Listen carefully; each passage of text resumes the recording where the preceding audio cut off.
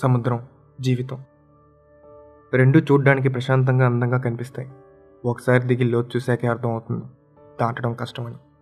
కానీ అసంభవం అయితే కాదు.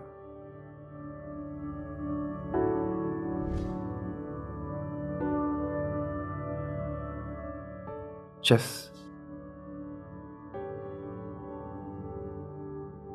నాతో చెస్ ఆడడానికి నా ఫ్రెండ్ ఒకడు చాలా ఇష్టపడుతుంటాడు.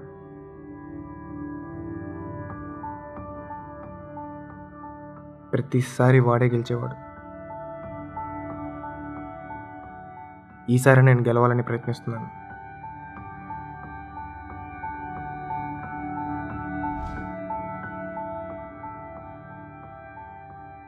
పిల్లలను తల్లిదండ్రులు కంటికి రెప్పలా చూసుకుంటారు. పిల్లలే తమ ప్రపంచంలో రాజులా ఫీల్ అయ్యి సైనికుల్లాగా వాళ్ళని కాపాడుకుంటూ సరైన మార్గంలో తీసుకెళ్తుంటారు.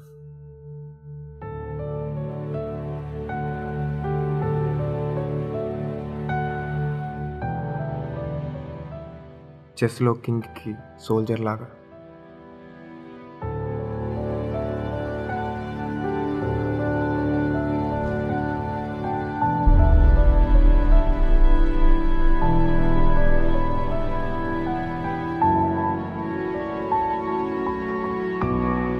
డ్యాన్స్ అందరికీ అందే ద్రాక్ష కాదు, అలా అని ఎవరికి దొరకని నిధి కాదు. నాకు డ్యాన్స్ చేయాలనిపిస్తుంది. ఆ అబ్బాయిని చూసాక ఇంకా ఇంకా చేయాలనిపిస్తుంది.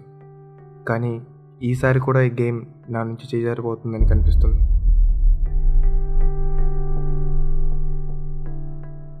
పెద్దలు ఇప్పుడు చెప్తుండేవారు, ఆడదాని కోసం యుద్ధాలు జరిగాయి, రాజ్యాలు కూలిపోయాయని. అది ఎంతవరకు నిజమో తెలియదు. కానీ నేను పెద్దగా చరిత్ర కూడా చదువుకోలేదు. కానీ ఈ గేమ్లో మై క్వీన్ తనే నా లాస్ట్ హోప్. ఈ గేమ్ గెలవడానికి, రాజ్యంలో రాజుని నిలబెట్టడానికి. ఎందుకంటే ప్రేమని మించిన ఆయుధం ఇంకొకటి లేదు, అదే ప్రేమని మించిన విషం ఇంకొకటి లేదు. మన జీవితాన్ని మరో మలుపు తిప్పే శక్తి ప్రేమకు మాత్రమే ఉందని నేను నమ్ముతాను. రాజు ఒక్కడే అయిపోయాడు.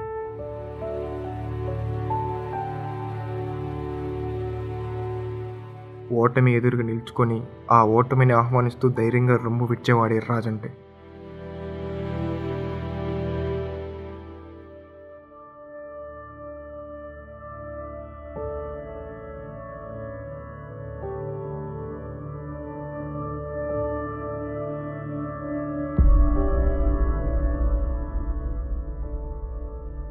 నా ప్రపంచంలో నేనే రాజుని. నాతో నేనే ఆడుతాను.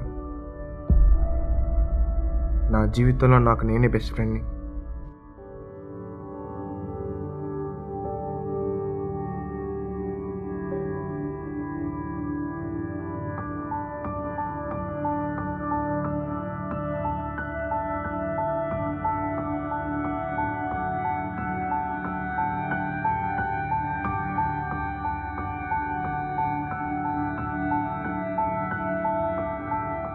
చిన్నప్పటి నుంచి నాకు నడక సరిగా రాదు. పోలియో అంట. నాతో నేను ఆడే ప్రతి గేమ్లో ఓటమితో సమానంగా గెలుపు కూడా దాగుంటుంది. అదే జీవితం అంటే. నా జీవితం అంతా మ్యాక్సిమం నేను ఒక్కడనే బతుకుతుంటాను. ఒంటరిగా బ్రతికే ప్రతి ఒక్కడి మైండ్లో ఒక ఫ్యాంటసీ దాగుంటుంది. ఎందుకంటే జీవితంలో గెలుపు ఓటమిలు సమానమే. ఓడిన ప్రతిసారి గెలవాలనే తాపత్రయం కలగాలి, గెలిచిన ప్రతిసారి ఓడిపోకూడదనే కసి కనపడాలి. Because life is a game, just play it. మనం గేమ్స్లో రూల్స్ అయితే మార్చగలుగుతాం, కానీ ఆ గేమ్ రిజల్ట్ మాత్రం మార్చలేం. That's called fate.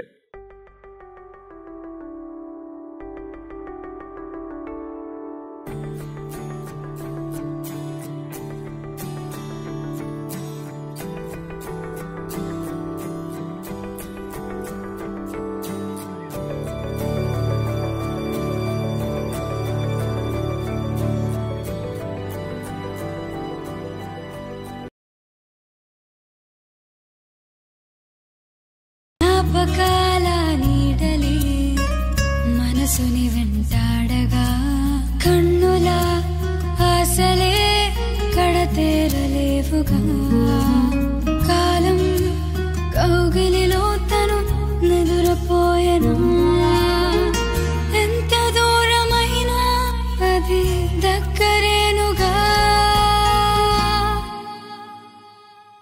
కోసం